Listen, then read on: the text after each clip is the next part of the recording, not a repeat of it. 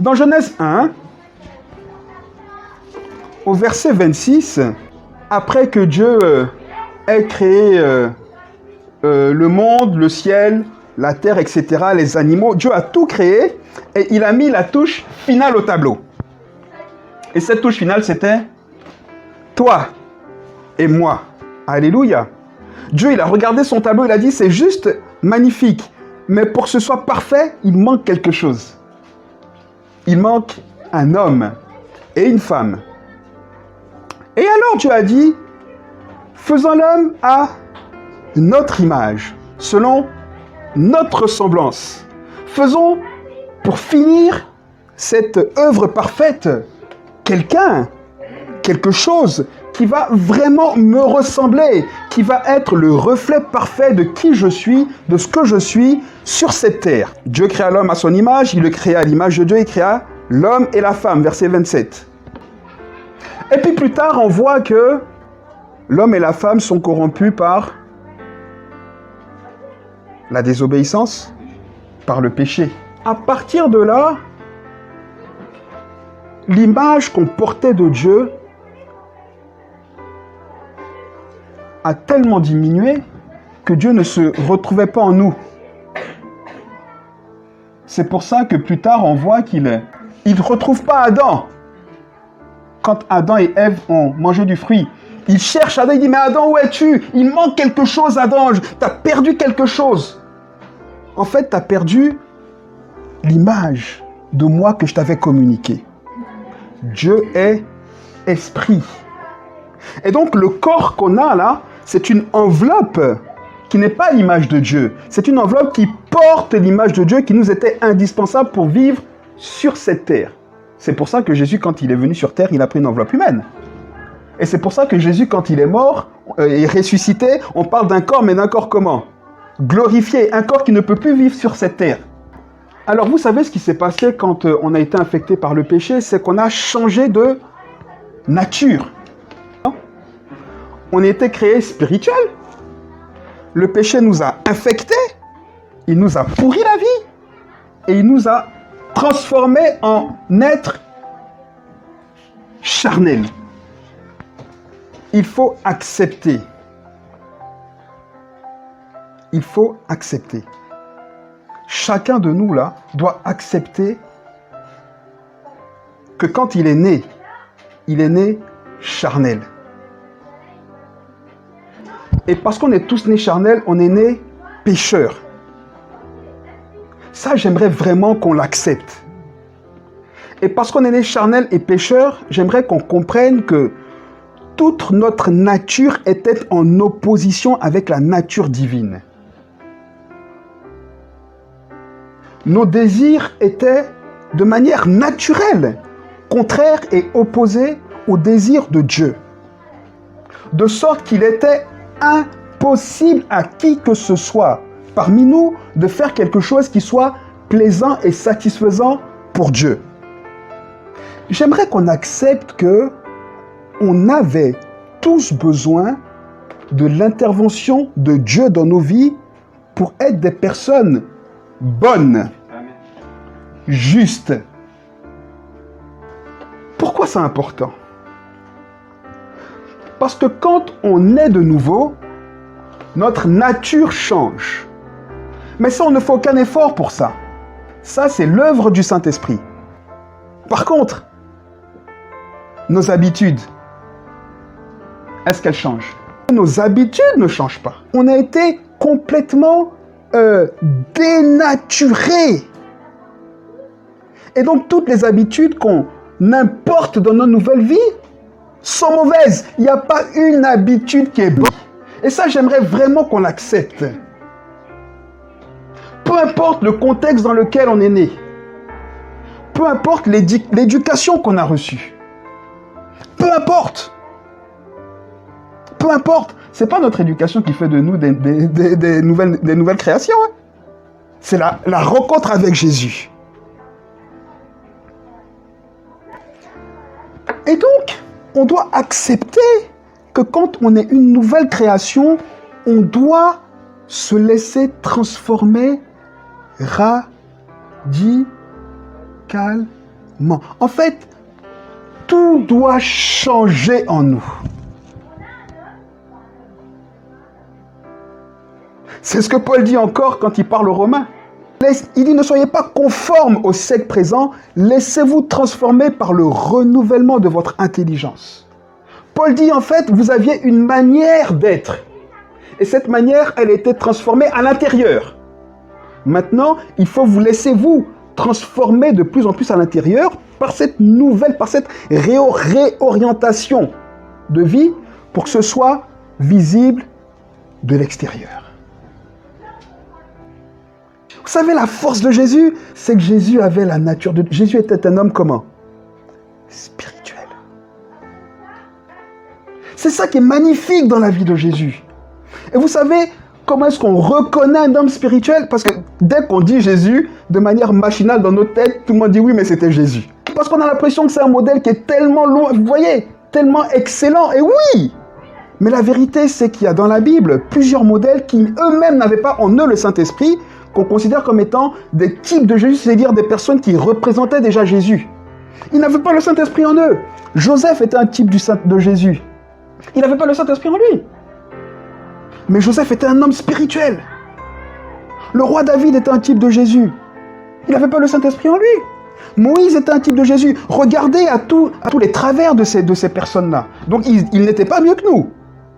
Mais ils avaient en eux la capacité de s'élever, de laisser leur vie être transformée à l'image de Jésus. On se bat contre nous. En fait, ce que le diable a réussi, et là où il était vraiment fort, il faut le lui reconnaître, c'est qu'il a pris nos propres personnes, d'accord? Et il a pris en nous la chose qui allait nous opposer à notre propre nature. Donc il y a un conflit entre nous interne, entre le spirituel et le charnel.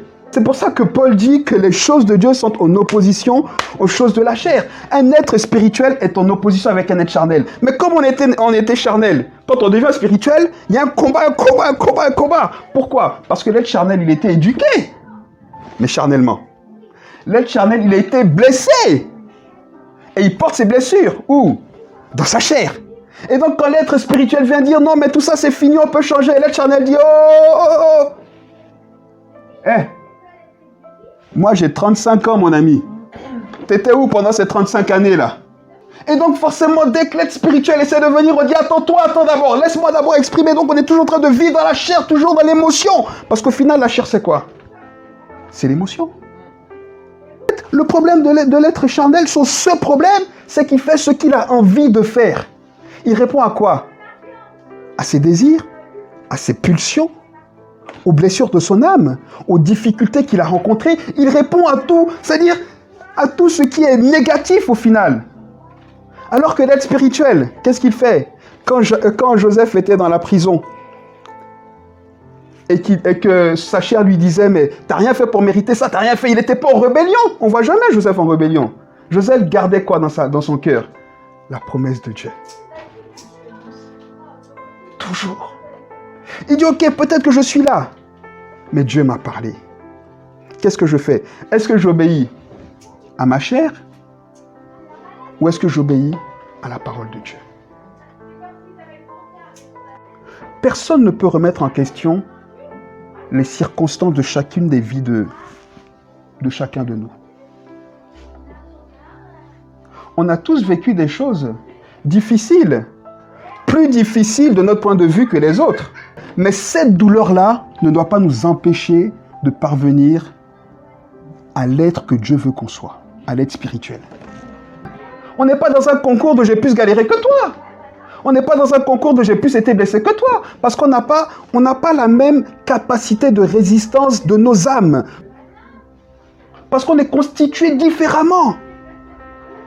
Et notre âme est constituée différemment en fonction de qui on est. Mais ce n'est pas ça le problème. C'est pas ça le problème. Parce que cette fragilité de l'âme, là, elle est restaurée par quoi? Par la présence du Saint-Esprit en nous. Et donc, à partir de la venue du Saint-Esprit en nous, à partir de l'habitation de nos corps, de nos êtres, de nos cœurs par le Saint-Esprit, on est remis à niveau. Amen ou pas? Et donc, on doit accepter, non seulement qu'on était à moins 10, 20, 30 ou quoi que ce soit, amen, on doit ensuite accepter qu'on était réinitialisé à 0 et on doit accepter pour finir qu'on peut arriver à 100, 200, 1000, 10 000 à l'infini dans l'état de notre âme. Notre siècle est pourri par quoi? On parle de maladies psychiques et tout, mais la source, c'est quoi?